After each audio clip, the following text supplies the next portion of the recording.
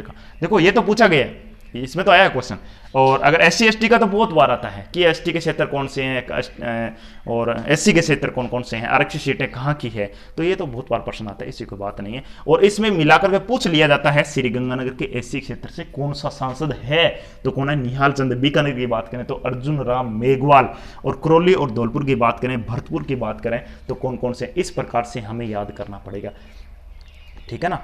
तो इसमें हमें याद होना चाहिए उदयपुर का कौन है, दौसा कौन है, बांसवाड़ा कौन है। अभी आपको लिखवा देता हूं मैं कि किन जो है श्रीगंगानगर के, तो आप लिखना इसमें निहाल चंद, इसमें तो कौन आ जाएगा गंगानगर में, मैं इसमें ऐसे करता हूं कि नीचे लिख देता हूं इसमें, ठीक है ना। तो गंगानगर का तो आपको पता है कि निहाल चंद आ गया, अभी इसमें मिटा देता हूं मैं, और उसके बाद अपने इसमें यहाँ लिख देता हूं मैं, ठीक है ना, एससी और एसटी के, ठीक है ना, अलग से, और नाम लिखे मैं, और नाम लिखने के हिसाब से अपने आगे लिख लेते हैं, ठीक है ना। तो पहले मैं एससी के लिख दूं, एससी के, तो श्रीगंगानगर की बात करता हूं मैं, जिसे ये लिखे उसी प्रकार से लिख देता हूं मैं, ठीक है ना, आपको ध्यान में रह जाएगा। तो नंबर 1 श्रीगंगानगर का आ गया निहाल चंद, निहाल चंद। तो गंगानगर में कौन निहाल कर रहा है, निहाल चंद जो है वो गंगानगर में निहाल कर रहे हैं। अर्जुन राम मेघवाल, अर्जुन राम मेघवाल। और अगर मैं बात करूं करौली और धौलपुर की, तो एक मनोज जी हैं भी, मनोज राजौरिया हैं जी, ये राजौरिया, मनोज राजौरिया। और भरतपुर की अगर बात करें तो कौन आ जाएगा, एक कोहली है, कौन, रंजीता कोहली, ठीक है ना। तो रंजीता कोहली है, यानी ये निहाल चंद हो गया, अर्जुन राम मेघवाल हो गया, मनोज राजौरिया हो गया, रंजीता कोहली हो गया। अर्जुन राम मेघवाल जो है निहाल चंद श्रीगंगानगर से, बीकानेर से जो है अर्जुन राम मेघवाल, और मनोज राजौरिया और रंजीता कोहली जो है, रंजीता कोहली कहाँ से भी है, रंजीता कोहली जो आपका जो है वो कहाँ से है, भरतपुर से है। अब उसके बाद में बात करते हैं उदयपुर, उदयपुर के बाद में उदयपुर, और फिर जो है आपका ये दौसा और बांसवाड़ा, ठीक है ना, 3 ये हो जाएंगे, तो 3 ये हो जाएंगे। उदयपुर की अगर बात करें तो उदयपुर में कौन हो जाएगा, उदयपुर की में बात करें तो सर्वप्रथम अर्जुन राम, अर्जुन मल मीणा, ये इसमें हो जाएंगे। और अर्जुन मल के बाद में दौसा और बांसवाड़ा की बात करें तो दौसा में कौन हो जाएगा, जसकौर मीणा। और बांसवाड़ा की अपने बात करें तो क्या हो जाएगा, कन कमल, ये भी मल ही है, और कटारा। तो इस प्रकार से ये 3 क्या हो जाएंगे, एसटी के हो जाएंगे। ये हमें याद करने हैं, 100% आपको याद होना चाहिए। देखो 4 जो हैं एसटी के, एससी के आगे, और 3 एसटी के आगे, ये हमें यह नाम। इसमें क्या पूछ लेता है, सुमेलित कीजिए, अपने को मेल करना, इधर नाम दे दीजिए, और इधर जो है वो इसके व्यक्तियों के नाम, सांसदों के नाम दे देंगे। तो इस प्रकार से हमें जो सुमिलित करना है इनके साथ, वो क्या हो जाएगा, इसमें हमें याद होना चाहिए 3 एसटी के हैं और 4 एससी के हैं। तो ये नाम हो गए। अब अगर मैं बात करूं कि राजस्थान में जो 17वीं लोकसभा है, उस लोकसभा में महिलाएं कितनी हैं, इसकी अपने बात करते हैं। तो कितनी महिलाएं हैं, 3 महिलाएं हैं। देखो सीटें कितनी हैं, 25, और 25 की 25 क्या है, भाजपा की है, लेकिन एक सीट को छोड़ करके, यानी इसका मतलब कितनी होगी, 24 भाजपा के, एक जो है रालोपा की है, कि राष्ट्रीय लोकतंत्र पार्टी, एक नागौर जो डिस्ट्रिक्ट है वहाँ से हनुमान बेनीवाल जो है राष्ट्रीय लोकतंत्र पार्टी के हैं। बाकी जो है 24 किसके हैं, भाजपा की है। महिलाओं की अगर बात करें तो संख्या कितनी है, 17वीं लोकसभा में महिलाओं की संख्या 3 है, 16वीं में 1 ही थी, और 15वीं में 3 थी, तो वो बात अलग है। तो अपने को याद रखना है 17वीं, अपने को तो 17वीं याद होनी चाहिए, ठीक है ना। 16वीं में तो संतोष अहलावत झुंझुनू से थी, 1 ही थी। और अब हमें याद होना चाहिए कहाँ से, किस क्षेत्र से, और किस कैटेगरी की जो है महिलाएं हैं। 3 महिलाएं हैं, तो मैं यहाँ लिख देता हूँ। महिलाओं की अगर बात करें तो कितनी महिलाएं, तो महिलाएं 17वीं लोकसभा में महिलाएं कितनी हैं, तो याद रखना है आपको 3 महिलाएं हैं। 17वीं लोकसभा में 3 महिलाएं हैं, ठीक है। तो एक तो आपको ध्यान रखना, एक तो है रंजीता कोहली, ये कौन है, रंजीता कोहली। दूसरी जो है वो है एक जसकौर मीणा, जसकौर मीणा। और तीसरी जो है वो कौन है, दिव्या कुमारी, दिव्या कुमारी। ये 3 महिलाएं 17वीं लोकसभा में, देखो 17वीं लोकसभा जब हुई थी, जब चुनाव हुए थे मई 2019 के अंदर, उस समय महिलाएं इसमें कितनी प्रत्याशी थी, 23 महिलाओं ने भाग लिया था, जिसमें से 3 विजयी हुई थी। 23 महिलाओं ने भाग लिया था, ध्यान रखना ये आंकड़ा 23 की, यानी कि कितनी महिलाओं ने भाग लिया, 23 महिलाओं ने, जीती कितनी, 3। अब आपको ध्यान होना चाहिए रंजीता कोहली कहाँ से है, जसकीर कौर जो है जसकौर मीणा कहाँ से है, और दिव्या कुमारी कहाँ से है, और किस किस सीटों से है। तो ध्यान रखना, रंजीता कोहली का पहले नाम आया कहाँ से, भरतपुर से। रंजीता कोहली कहाँ से, भरतपुर से है। ये क्या है, भरतपुर से, भरतपुर, ठीक है ना। तो ये कहाँ है, भरतपुर से हैं। दौसा का भी नाम आ गया, जसकौर मीणा, ये कहाँ से हैं, दौसा से हैं। और उसके बाद में एक जो है ये कहाँ से हैं, राजसमंद से। ये कहाँ से है, राजसमंद, राजसमंद से, कहाँ से है, राजसमंद से हैं। अब आपको ध्यान होना चाहिए, अब इसमें प्रश्न क्या बनेगा, इसी में से पूछ लें, मैं प्रश्न पूछता हूँ इसी में से, यानी 3 महिलाएं आपने की है और 3 जो है ये व्यक्ति हैं। अगर मैं इसी में से क्वेश्चन पूछूं आपसे, आंसर इसके अंदर छुपा हुआ है। अगर ये कहें कि राजस्थान की 17वीं लोकसभा की एकमात्र एससी की महिला,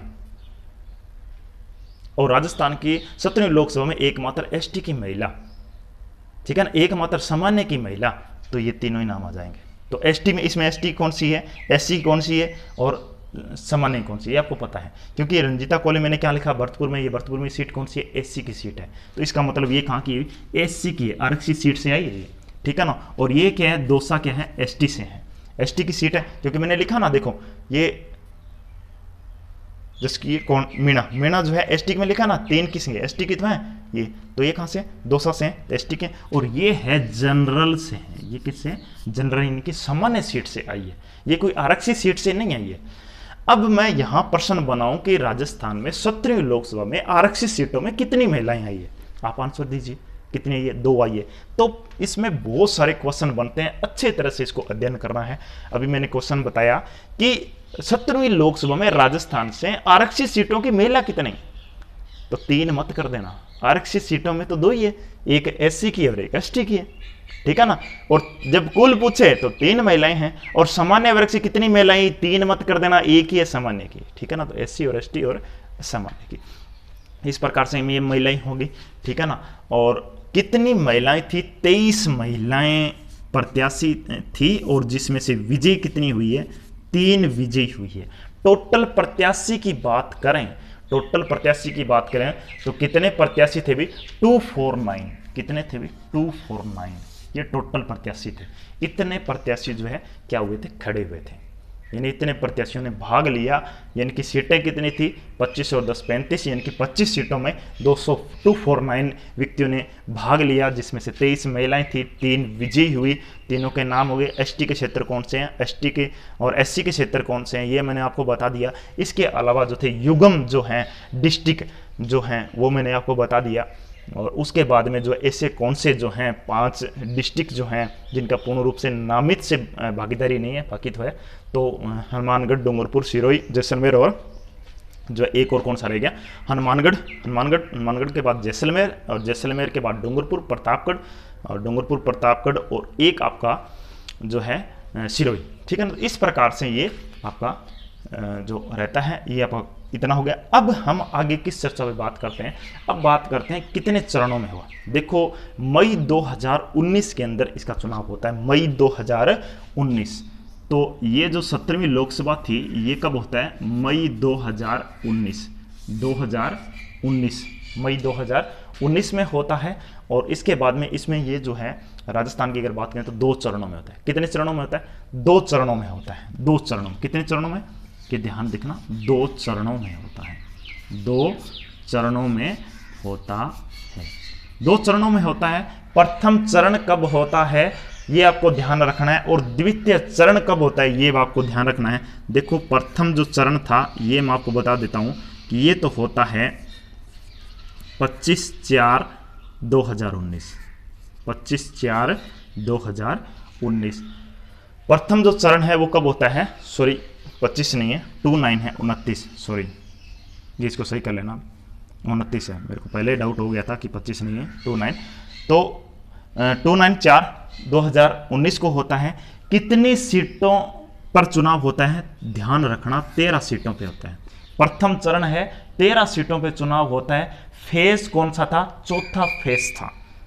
चौथा फेज, इसका बता दूंगा मैं कि चौथा फेज कैसे था।